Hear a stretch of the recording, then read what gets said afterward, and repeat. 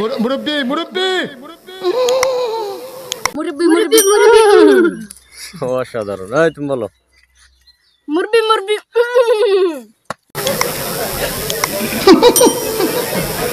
বুঝছে না উনি মনে করছে অন্য হুজুর সিফা দিয়ে বইয়া তাহে ও বয়াতেন হুইতালান হেই চিন্তা করে না বইয়া তাহেন ঘরে কইতাস আরো কইতে আস আরো কিছু কথা লইয়া যান বাইক যাইবেন যহ দুইটা মুরব্বি ডাক দিতে পারো, বলো দেখি।